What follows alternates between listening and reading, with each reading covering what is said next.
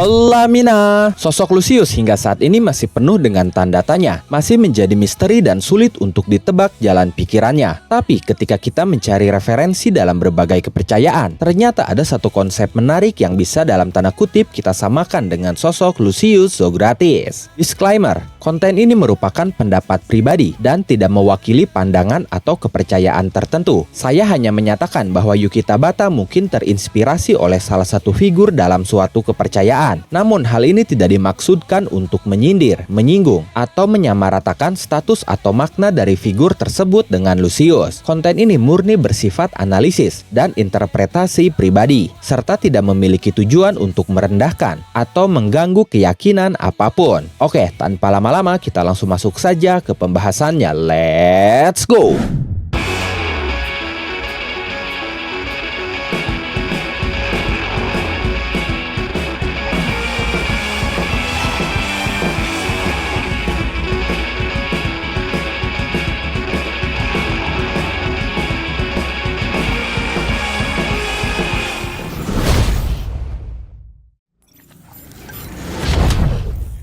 Kita sudah melihat bahwa Lucius sudah dalam tanda kutip dikalahkan oleh Asta dan Yuno dalam chapter terakhir kemarin. Tapi saya tidak berpikir bahwa Lucius sudah dikalahkan. Saya justru berpikir bahwa yang dikalahkan Asta dan Yuno sebenarnya adalah klon lain. Tentu saja klon ini berbeda dengan klon yang sedang dihadapi para anggota Black Bull, karena klon ini memiliki peran yang lebih penting daripada klon sebelumnya, yang berarti klon ini lebih kuat dalam segala hal. Dan untuk benar memahami apa yang mungkin terjadi, saya akan mencoba menguraikan beberapa konsep kunci sehingga jalan ceritanya sendiri menjadi lebih masuk akal. Sekarang kita akan membahas tentang Yesus dan Antikristus. Kita tidak bisa menyangkalnya bahwa Lucius memiliki kemiripan dengan figur dalam salah satu kepercayaan, yaitu Yesus Kristus. Bahkan sebelum hari penghakiman, Lucius memiliki banyak kualitas figur seperti Yesus Kristus, dan Tabata jelas tidak menyembunyikan hal ini. Justru Tabata sudah menggambarkannya dengan indah untuk kita, mulai dari salib di singgasana tempat Lucius asli duduk, hingga terakhir lubang di tangannya yang terbentuk saat dia menembakkan peluru tulang menggunakan kombinasi sihir darah, tulang, dan tubuh, di mana lubang itu menyerupai stigma atau luka yang muncul di tubuh seseorang setelah disalib. Tapi sebenarnya yang Tabata ambil referensinya hanyalah tampilan luar dan segala konsep keselamatan dari Yesus. Untuk tujuan, kekuatan, dan jalan hidupnya, Lucius ternyata lebih mirip dengan figur lain, dan figur ini pun dikatakan mirip seperti Yesus dalam aspek tertentu. Bahkan para umat manusia dikatakan akan kesulitan untuk membedakannya ketika dia muncul ke bumi di akhir zaman. Ya, sosok atau figur itu adalah Antikristus, atau jika dalam agama Islam lebih dikenal dengan sebutan Dajjal. Hal ini jelas menjadi hal yang sangat sulit disangkal. Mereka berdua benar-benar mirip. Seperti yang sudah kita ketahui dengan baik, Antikristus atau Dajjal adalah satu sosok yang menganggap dirinya sebagai Tuhan dan membawa keselamatan. Tapi tujuan dia sebenarnya adalah untuk menghancurkan umat manusia dengan cara menyesatkan mereka. Dalam kitab suci yang membahas tentang akhir zaman, tertulis tentang adanya konflik terbesar, yaitu perjuangan umat manusia untuk benar-benar membedakan Yesus dari Antikristus. Karena Antikristus akan memiliki setiap kualitas yang dimiliki Yesus, termasuk kekuatannya. Tapi Antikristus bukan sebagai juru selamat, melainkan seseorang yang akan membawa umat manusia masuk ke dalam kesesatan. Jadi jika kita rinci, ada 3 poin utama yang membuat Lucius mirip seperti Antikristus, atau jika dalam agama Islam disebut Dajjal. Pertama, sosok palsu yang mengaku sebagai penyelamat. Antikristus atau Dajjal dikenal sebagai sosok yang akan berpura-pura menjadi penyelamat umat manusia, tetapi sebenarnya dia akan menyesatkan mereka semua. Lucius pun menyatakan dirinya sebagai penyelamat dunia, tetapi caranya sangat salah, yaitu dengan mencuci otak dan mengambil alih kehendak bebas manusia. Kedua, memiliki kekuatan besar. Antikristus atau Dajjal akan memiliki kemampuan luar biasa warnalar manusia yang membuatnya banyak diikuti oleh orang-orang. Lucius pun memiliki kekuatan besar. Beberapa di antaranya adalah sihir jiwa, sihir waktu, sihir gravitasi, dan sekarang memiliki ketiga sihir adiknya juga, yaitu sihir tubuh, sihir darah, dan sihir tulang, yang membuatnya nyaris tak terkalahkan. Dia pun mampu mengendalikan atau membuat banyak makhluk kuat untuk mengikutinya. Salah satu yang diciptakannya adalah para paladin, dan salah satu makhluk yang mengikutinya adalah iblis dari dunia bawah, yaitu Adramelech. Ketiga, bertujuan menguasai dunia. Antikristus atau Dajjal ingin menggantikan menggantikan peran Tuhan dan memerintah dunia dengan kekuasaannya sendiri. Lucius pun ingin menggantikan tatanan dunia dengan aturan baru yang dibuatnya sendiri dan memposisikan dirinya sebagai pemimpin atau Tuhan dalam dunia itu. Jadi jika disimpulkan, baik Antikristus dalam kekristenan atau Dajjal dalam Islam adalah figur akhir zaman yang memiliki kekuatan luar biasa untuk menyesatkan umat manusia. Mereka mampu melakukan keajaiban palsu, mengendalikan dunia, dan menipu manusia agar menyembahnya atau mengikutinya. Namun mereka tetap makhluk yang akhirnya akan dihancurkan oleh kebenaran. Dan semua itu sama seperti Lucius Zografis. Nah, sekarang kita coba kaitkan dengan cerita Black Clover yang akan datang, terutama setelah kita melihat Lucius dikalahkan oleh Asta dan Yuno. Jika Tabata benar-benar mengadopsi kisah Antikristus atau Dajjal, maka Lucius seharusnya masih memiliki berbagai trik atau ilusi sesuai dengan kemampuan Antikristus atau Dajjal, yang artinya Lucius memang benar-benar masih belum mati dan dia akan kembali lagi dengan kebangkitan palsu yang bisa membawa dia kembali ke panggung utama. Karena jika kalian sadari, trik dan ilusi ini pun sudah berkali-kali Lucius lakukan, termasuk ketika dia mengatur segala sesuatunya dengan cara menyamar dalam tubuh Julius. Itu pun merupakan sebuah trik atau ilusi. Bahkan saat bertarung melawan Yuno, di mana saat itu Lucius ditebas dan berhasil dikalahkan oleh Yuno, ternyata itu pun hanyalah sebuah trik dan ilusi saja. Di mana saat itu yang ditebas Yuno adalah seorang klon. Dan saat ini bisa saja dia pun menciptakan sebuah klon yang jauh lebih kuat dari klon dia sebelumnya untuk mengelabui Asta dan Yuno. Sementara tubuh aslinya tetap bersembunyi dan masih menjalankan rencananya yang sebenarnya masih terus berjalan, tidak terpengaruh apapun yang terjadi di medan pertempuran. Selain itu, Antikristus atau Dajjal dikenal dengan kemampuannya untuk mengubah alam atau menciptakan dunia palsu untuk menipu manusia. Bahkan Dajjal disebut bisa menciptakan neraka palsu untuk orang yang menolaknya dan surga palsu untuk orang yang mengikutinya. Nah, sangat besar kemungkinannya Lucius melakukan hal yang sama, di mana Candelo atau markas terbang Lucius ternyata dunia palsu yang Lucius ciptakan untuk mengelabui Asta dan Yuno. Jika itu benar, itu artinya Asta dan Yuno masih belum berhasil menemui Lucius asli dan masih jauh untuk mengalahkan Lucius. Hal yang paling sederhana yang membuktikan bahwa Lucius masih belum dikalahkan adalah Yuno. Ya, Yuno selama ini tidak pernah menjadi karakter yang mengakhiri musuh utama yang sedang mereka berdua lawan. Satu-satunya karakter yang melakukannya selama ini adalah Asta, seperti saat melawan Zagreus dan juga Lucifero. Jadi jika asumsi itu benar, Lucius pun seharusnya akan dihabisi dan diakhiri oleh Asta. Sementara di chapter terakhir kemarin, Yuno yang melakukan serangan akhir untuk mengalahkan Lucius. Itu artinya Lucius masih belum dikalahkan dan dia masih hidup untuk kemudian pada akhirnya akan dihabisi oleh Asta dengan serangan pamungkasnya. Nah, pertanyaannya sekarang, bagaimana Lucius akan dikalahkan? Jika kita mengacu kepada Antikristus atau Dajjal, pada akhirnya Antikristus akan dikalahkan oleh Yesus. Atau jika dalam agama Islam, Dajjal akan dikalahkan oleh Nabi Isa. Yesus akan turun kembali ke bumi dan menghancurkan kekuatan Antikristus dengan nafas mulutnya, sesuai dengan 2 Tesalonika pasal 2 ayat 8, yang mana nafas itu bisa diartikan sebagai kebenaran yang menghapus kebohongan. Antisihir Asta bisa diibaratkan sebagai kebenaran yang bisa menembus manipulasi waktu dan jiwa Lucius, mirip dengan bagaimana Yesus mengalahkan Antikristus dengan nafasnya. Antikristus atau Dajjal ini pun akan dikalahkan di tempat khusus yang sudah disebutkan dalam kitab suci, sehingga bisa jadi Lucius pun akan dikalahkan Asta dan Yuno di tempat khusus. Contohnya seperti markas utama Lucius yang sebenarnya, atau di lokasi yang memiliki arti simbolis dalam cerita, khususnya bagi Lucius. Kita sudah tahu Asta bekerja sama dengan Yuno dan juga anggota Black Bull untuk mengalahkan Lucius. Hal ini sama seperti pasukan surga dan pejuang cahaya yang membantu Yesus. Di sini Black Bull mewakili pasukan surga, sementara Yuno bisa mewakili sosok pejuang cahaya, seperti dalam kisah akhir zaman. Tapi pada akhirnya, kekuatan antisihir Asta lah yang akan tetap menjadi kunci untuk menghabisi Lucius. Sedangkan Yuno bisa menjadi pemimpin umat manusia untuk membangun dunia baru setelah Lucius dikalahkan. Hal itu sama seperti yang dilakukan sosok pejuang cahaya. Jika itu benar, itu artinya Yuno adalah kandidat kuat sebagai kaisar sihir yang akan membangun ulang kerajaan Clover setelah peperangan. Entahlah, bagaimana menurut kalian? Silakan tulis dan diskusikan pendapat, asumsi, spekulasi, dan teori kalian di kolom komentar. Oke, terima kasih sudah menonton video ini sampai akhir. terakhir. Mohon maaf jika ada kesalahan dalam narasi maupun dalam terjemahan dan penyebutan istilah asing. Tetap nantikan konten Black Clover dan konten menarik lainnya hanya di Animangati. Sekali lagi terima kasih dan sampai jumpa di video selanjutnya.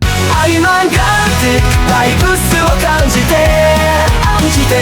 アニメの魔法一緒に乗ろう漫画のページがめくれて生き生きと旅に参加して私たちと共に